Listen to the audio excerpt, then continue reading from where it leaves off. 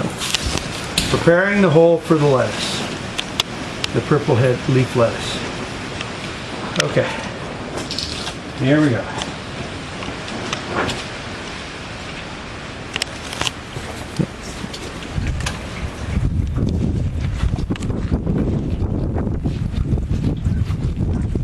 Now this has been growing in this bed since December, early December, and the roots on these are doing well.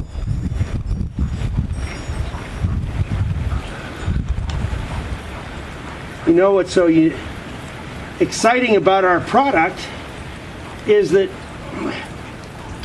over the last number of years I have had fresh lettuce on New Year's right out of the garden.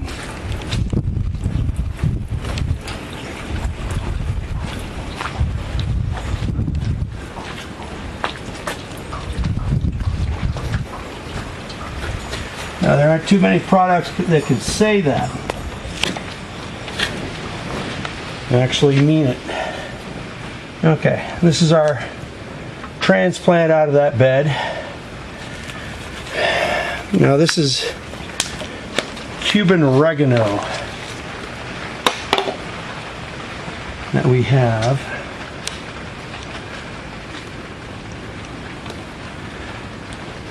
What I try to do when I'm transplanting, I try to pinch off roots like this so as to encourage root growth. Okay. And I try not to plant on the edge itself. Reduces the strength of the plant. Now this is an annual basil that you might use in a fresh salad or as a fresh herb in your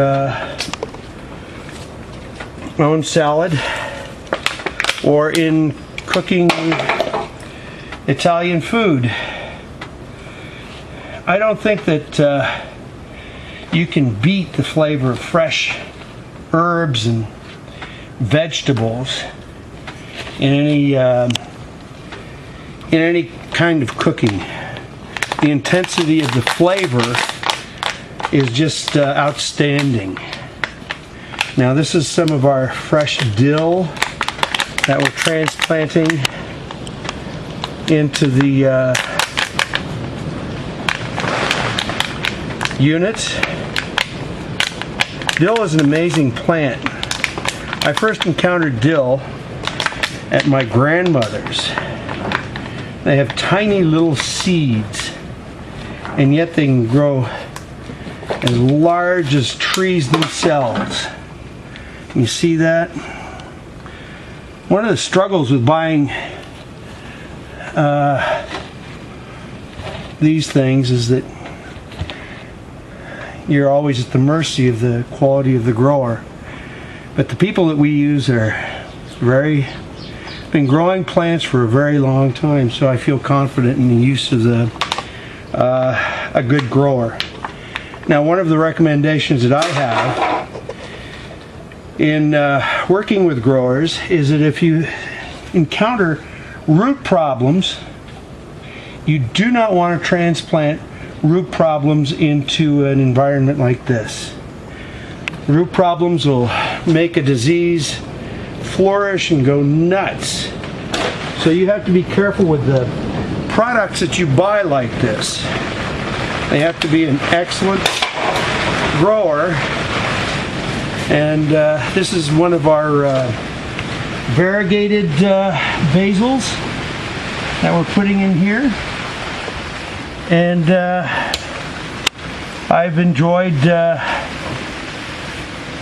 well, I think that one of the challenges with any sort of planting is that you're planting for a number of things. First, efficiency, to make sure that the plant is doing well. The health of the plant. Another thing that you should try to do is for aesthetics. If you look at the way we planted this, we have a variety of colors. We also have a variety of textures and heights. which leads to interest and people commenting on how you plant out a garden, a bed. You want to be able to use your bed and you want to be able to enjoy it. So aesthetics are important. And this is one of along with the dill, we have this fennel. Some of these are perennials and others are annuals. Fennel is a perennial, and it has during the summer, you'll notice that there's a little butterfly that's very specifically attracted to fennel. Does very well, and it's a very pretty little butterfly. Now the chives, you're also always going to have issues like this. For myself, I like to remove any extra stuff that's not doing well. But it can also be divided, and I do it to help it make it a little more attractive. Now, chives are fascinating. They're a member of the onion family, but doesn't it look a little bit like grass to you? In the spring or in the summer, they develop little purple flowers on the top. And I enjoy chives for a number of reasons. One is that I cut the middles off right through there have chives and parsley potatoes, new potatoes. How can you beat that stuff? But I plant chives because I do use a number of them. I split them and put them in a number of different locations. They're kind of an exciting little plant. They're a tough plant too. I learned it as a landscape plant. And the reason I learned it as a landscape plant is because of the grass-like qualities of it.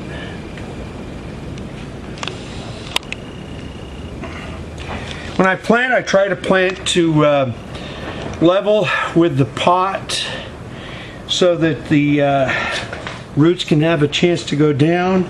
Now, we're going to also show you one of the basic ideas behind this plant, this particular unit. You can see as soon as it reaches level where it's done, you don't need to water it anymore, that it'll begin flowing water out through the bottom. Okay.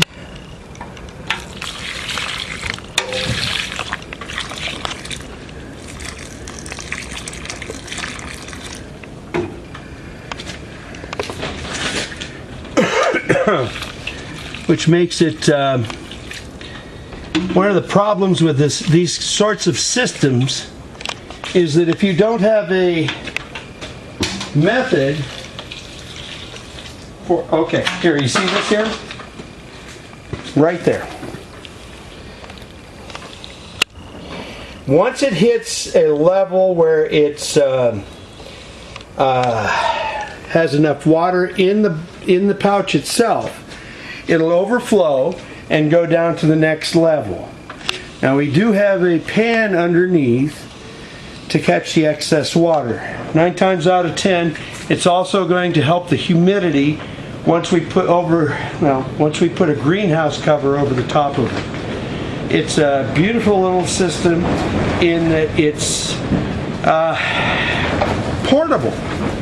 You can put this on a balcony upstairs, on a top floor, planted with your fresh herbs that you can go out and clip during the day or for your cooking, or you can plant it with flowers for the wonderful scents that come from that, or you can plant it with other types of crops, or tomatoes or onions or peppers. It's a wonderful idea. As soon as the water reaches its level, it goes down to the next level, and then we have it so that it overflows and it reaches a point where there'll be airspace. One of the problems with the past systems that other companies have had is that the plants would rot on a root level, which is a very negative thing. All right, thank you very much.